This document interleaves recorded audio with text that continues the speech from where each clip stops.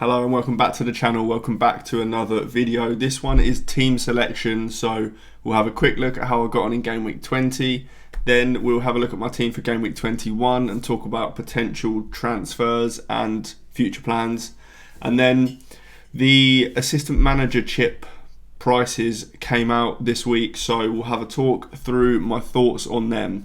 So to begin with, game week 20, 65 points was what I finished on. I didn't have any players in the Wolves Nottingham Forest game, and it kind of ruined me. Obviously Nottingham Forest kept a clean sheet. A lot of people had Sells, a lot of people had Aina, and a lot of people had Chris Wood as well, and they all returned. So before that game I was sitting at 71k. After that game 102k, which isn't too bad really. I started the game week at 93k, so I am not too annoyed by that. Game week rank of 4.1 million. Yeah, it's not great, but I'm in quite a good spot. For Bruggen, annoying as he is every week. If you've watched my videos before, you'll know that I just don't like spending money on that goalkeeper slot.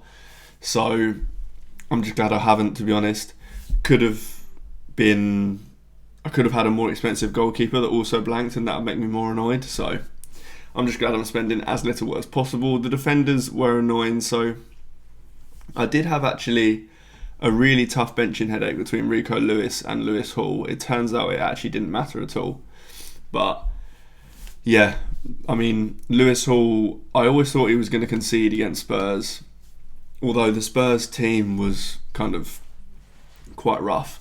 But they actually played quite well considering the players they had out. Then Rico Lewis, I mean, City did well to only concede one goal, to be fair. I mean, they weren't great defensively. Going forward, they were actually alright, but defensively, not great. It hasn't been great for a while. And Lewis will be leaving my team quite soon. He won't stay for very long, but the next two are quite good, so I'm not in any rush to sell him as such. Castan, a really disappointing one. Obviously, it was a very, very nice fixture for him, but just the 1 point, slightly disappointing. Trent dropped a generational stinker, next level stinker of a performance against Man United. I mean, Liverpool just in general weren't great, but he was particularly bad. And I think his minutes are a worry going forward, to be honest. I'm not that convinced that he is just going to play every Premier League game like he probably was before that game, especially given Conor Bradley is back and is fit. So yeah, I mean, I'll keep him for now, but it is really annoying, to be honest, because I can't be holding a 7 point whatever million defender if he's not going to be playing every game. Then Salah captain, didn't go that. I mean, I was never really going anywhere else with captaincy, to be honest, but 7 points, at least he didn't blank. Eze with 1 assist, which was a very nice outcome, to be fair, from that game. Wasn't expecting loads from that game. Obviously, I had Eze, Palmer and Jackson all from the same game, so I wanted goals. Didn't get many goals, but Palmer and Eze were both involved in a goal, so not too bad. Semenyo was really unlucky not to get any returns. Again, he almost every week, his numbers are brilliant and he looks ridiculously dangerous on the pitch, but that didn't convert into points this week, unfortunately. Then Mbeumo comes through with 19 points, as he so often does, just coming up with hauls out of nowhere. Obviously the fixture was unbelievable, to be fair, so I'm glad that I kept him for that fixture. He was the only reason I kept him recently was for that fixture, so there's a chance I'll move him on, and we'll get into that when we're looking at my Game Week 21 team, but really happy with that. Isak with another 7 points, he just keeps ticking along very, very nicely. And Jackson with 2 points, disappointing once again, but good next couple fixtures, so I'm not too worried about him. João Pedro with 9 points on the bench. I seem to have got a lot of first sub points over the last few weeks, whether it be Semenyo, Mbeumo, João Pedro, whoever it is I bench seems to get points, but it is what it is. Now let's have a look at how I'm lining up for game week 21. Okay, so this is how I'm lining up currently for Gameweek 21. I've got 4 free transfers, as you can see at the top left of the screen, and I've also got 1.3 million in the bank. So we'll talk about what transfers I'm thinking about and what future moves I have planned in a second. But for now, let's run through the team because it looks quite good for this week. Got Verbruggen with Ipswich away, pretty good fixture, but again, I don't really expect much from a 4.5 million goalkeeper. Lewis Hall with Wolves at home, very nice fixture there, happy with that. Then Munoz with Leicester away, again another nice fixture. These two attacking fullbacks have very, very nice fixtures this week. I'm really glad I've got Munoz in my team, especially for this week. He is ridiculously attacking. If you don't have Munoz, then I would look at bringing him in this week if you can, because he was the second highest player on the pitch against Chelsea for Palace, behind just Mateta. Every attack seems to go through him, which is crazy for a defender. Yeah, then Trent Alexander-Arnold. Now, I'm not 100% convinced that he starts this game. He did start the FA Cup game on Saturday, but he also did come off relatively early, so I think he probably does start, but I'm not 100% on it.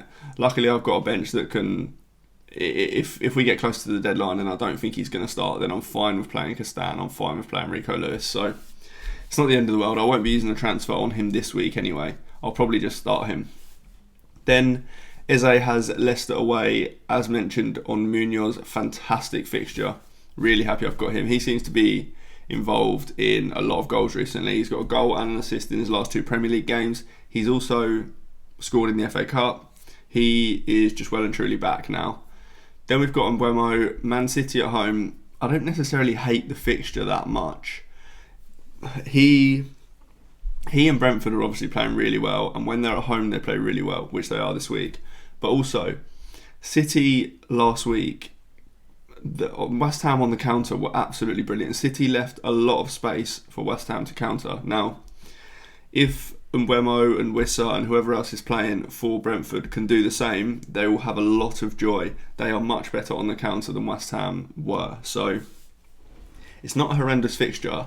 It's Liverpool at home the week after though, so he is one that I'm looking at moving on. I mentioned it in my transfer plans video last week, and we'll get into it after this, but he is one that I'm potentially moving on. Then we got Salah with Nottingham Forest away. Not a bad fixture. I mean, Liverpool attack, there isn't many bad fixtures for them because they're so good, but I highly doubt I'll be captaining him this week, to be honest. I just think there's better options, given that Forest are obviously a fantastic defence.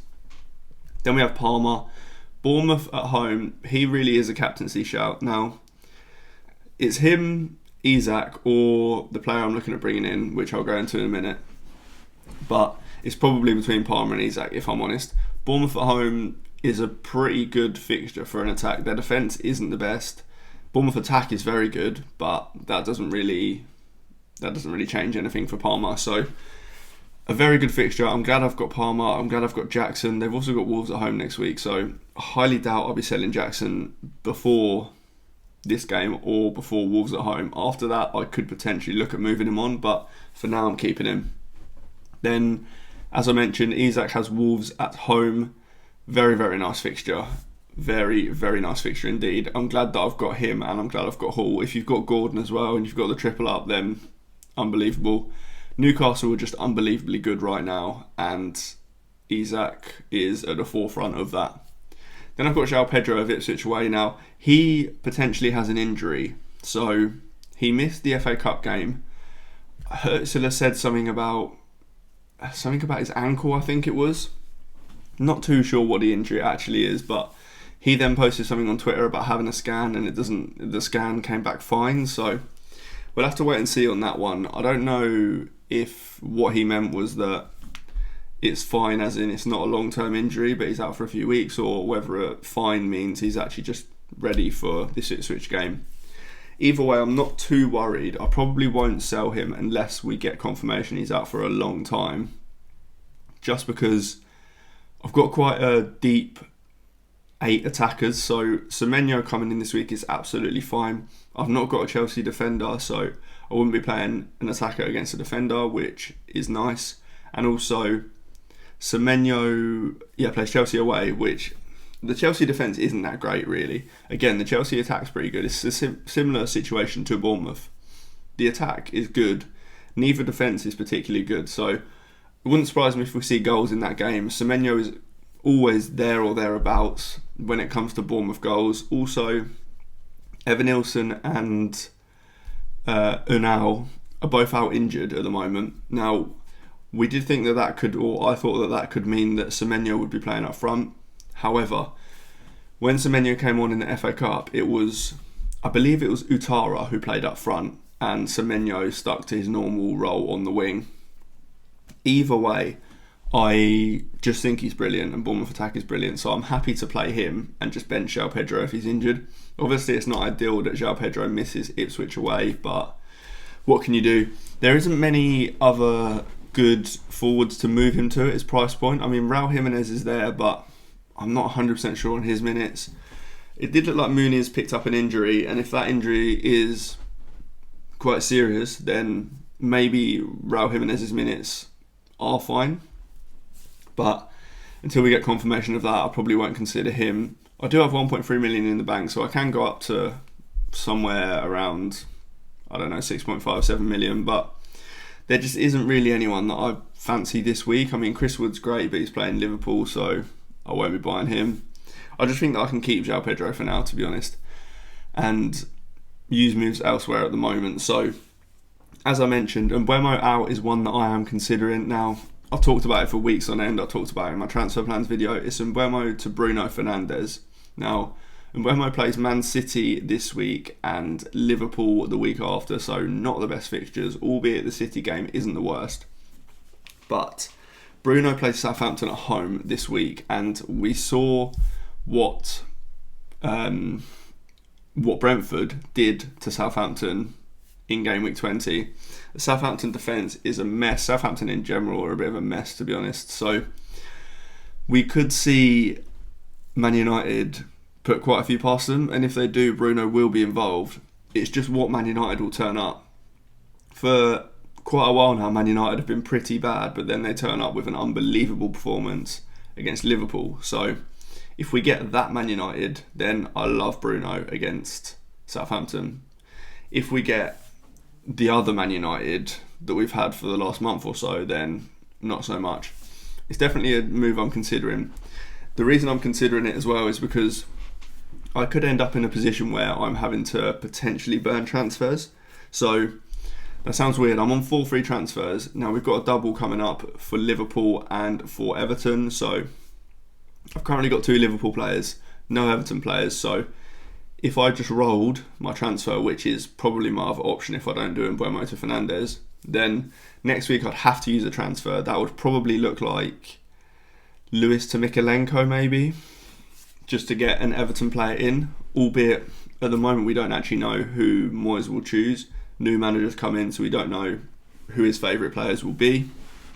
Another one I'm looking at is Verbruggen to Pickford, but next week Brighton probably have a better fixture than Everton do, so it doesn't feel great doing that move next week. Basically, doing Mbeumo to Bruno this week just gives me an extra week of buffer where I'm not forced to use a transfer. So it's Roll or Mbeumo to Fernandes, and then after that it's just a case of getting some Everton players in. Now, let's have a look at the assistant manager prices and my thoughts on them, my thoughts on chip strategy in general. So as I mentioned, the assistant manager prices were released and I've got them on screen here. Now it hasn't updated for the Everton manager yet, but obviously that is now David Moyes. Doesn't particularly matter. The actual manager doesn't matter. Essentially, you're just buying a team for 3 weeks. So if you want to know more about this assistant manager chip, then I made a YouTube video on how the chip works, everything that you need to know about it. So I will put the link to the video I'll put the link to the video in the description. I'll also, at the end of this video, I'll link to the assistant manager video so you can go and watch that. You can understand more about how the chip works. But the prices, as I mentioned, have been released. So the 1.5 million kind of area is not great. I mean, with this chip, we want to be looking at table bonus as well as just looking at wins and clean sheets. So Maresca, Arteta, Guardiola and Eddie Howe, none of them appeal to me typically. Slot, maybe more so, just because kind of thinking that they're the most likely team to win out of any team. So his baseline might be quite high. I mean, given that you won't get table bonus because Liverpool are top and probably still will be top when you use the chip, it limits your ceiling for this. So I don't really like any of those managers. In the 1.1 million area, again, there's not really a great deal to... I mean, Iraola is quite nice. I was hoping Iraola would come in a bit cheaper, if I'm honest, just because Bournemouth numbers are unbelievable. So if they play a couple of teams that are 5 places higher than them, they could quite easily turn them over. So I did kind of like that. Also, Postecoglou's not a bad one, given that, again, Spurs' attack is always pretty good. I mean, they have no chance of keeping clean sheets ever, basically. But they will get some good table bonus because they're quite low right now. The 0.8 million section, I mean, Amarim's not a bad one. United have picked up their performances a little bit, so if they continue to do that, then he looks quite good value. Also, Emery looks quite good value. I just can't really get a handle on Aston Villa at the moment and whether they're actually good or not, but if they had some good fixtures, he'd be okay. The 0.5 million section is where it's a bit exciting. I mean, we'll ignore Southampton, Leicester and Ipswich. It's Everton and West Ham are the two that look really nice. Especially, we could see a new manager bounce, so we could see both of those teams improving, albeit I can't see Everton improving much, but potentially more West Ham. At 0.5 million, you could get a couple of nice fixtures, which would mean table bonus, and if Potter can actually get things going at West Ham, then that could look a bargain, to be honest. So that's the prices. In terms of my chip strategy, I kind of do get that the assistant manager chip could be useful around this Liverpool and Everton double in a couple of weeks. However, I certainly won't be using it. If you've got your triple captain chip left, like I have, then I think the best way to go about it is use your triple captain chip in the double in 24 or 25, just because that doesn't require any planning as such, so we don't need to know much about the fixtures to play that chip. Whereas the other chips all relate around fixtures, especially this assistant manager chip. So once we know a bit more about fixtures, I think we can use that better. I do also kind of like the idea of playing the assistant manager chip in the last 3 game weeks of the season. We've typically seen that teams that need points to stay up might be playing against teams that have nothing to play for at that point, that are on the beach as such. That could lead to some funky results, so there's some table bonus to be played for there. I do kind of like that, but again, as I say, I'm not making a decision on that yet. The only chip that I am making a decision on is triple captain, and that will be used when Liverpool and Everton get their double. If Mo Salah is still fit at that point, then I'll likely be using it on him. But yeah, let me know what you think of the assistant manager chip prices, and let me know when you're thinking of playing the chip as well. But that's all for this one. If you liked the video, do hit like, do subscribe, and I will see you in the next one.